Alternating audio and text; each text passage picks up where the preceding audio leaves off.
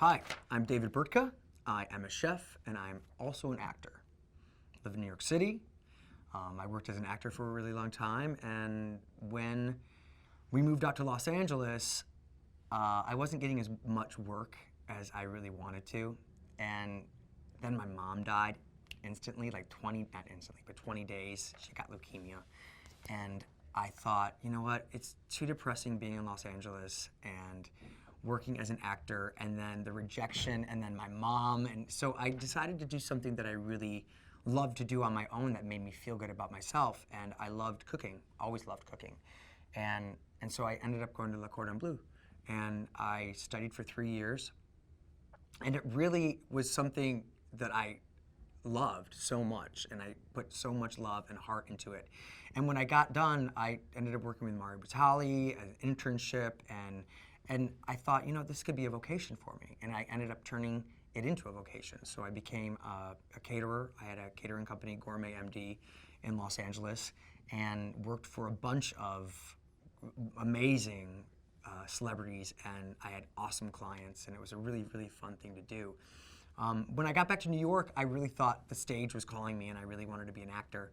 And so I came back to New York, and I instantly got a Broadway show and started doing that, and I realized, wait, stop, I can't do this because I have 5-year-old twins. I'd be coming home from rehearsal, seeing them for an hour, and then going to the show, or they'd come home from school, and I'd see them for a little bit, and then I'd have to go to the theater. I'd stay up till 11 o'clock, I'd come home, and after the show, I'd be all jazzed up, and I'd go to bed at like 2 o'clock in the morning, 1 o'clock in the morning, and they have to get up at 6. So it was just maddening, absolutely maddening. So I thought, I'll go back to cooking, and that's what I've been doing for a while now. And it's just it's so great to have something that you can make people feel good about. How you can make people feel warm with soup or excited with dessert. And I love making people happy with filling their bellies, and it's something I really love to do. So I love having my son cook in the kitchen with me. My daughter too, but she wants things just brought to her like a princess, and of course we do. But my son really gets into cooking, and this is a really great recipe for myself and him to get involved with.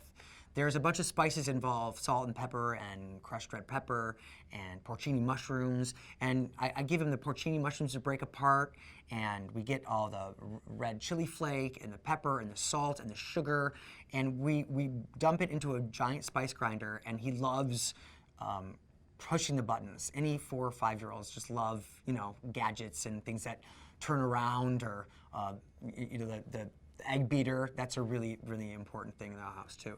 But he loves turning it on, and it turns to dust. And so what you do is you take the dust of the porcini rub, and you put it on a plate or a sheet tray, and then you take your steaks that have been out for about an hour, coming to room temperature, and lay them flat into the rub, and then you can grill them. It's really fun to have the kids also help me wash the tomatoes, and then we cut them, and you also put salt and pepper and roast them for about 3 hours. Just slowly roast, and they become sweet and caramelized, and they become so sweet like candy.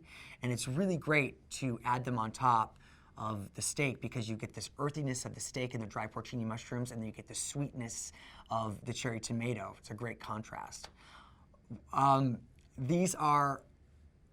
These are great steaks, and they go fast. And one summer, I was having a dinner party, and I barbecued a bunch of steaks, about 6 steaks, and I put them on the counter inside to rest. And so I went back to the stove, or no, I went back to the grill to sort of turn off the grill or do something else. And I came back, and I noticed there were 5 steaks on the counter, and I thought, I'm going crazy here. I cooked 6 steaks. And so I turned around on the corner where the island sort of stopped, and I noticed that there was ribeye juice dripping off of the counter in a line, and I found my dog sort of panting, sitting there in a meat coma, licking his chops. and he was sick afterward because he's a pretty big dog, 35 pounds, but he ate one of the steaks, so everyone will like it.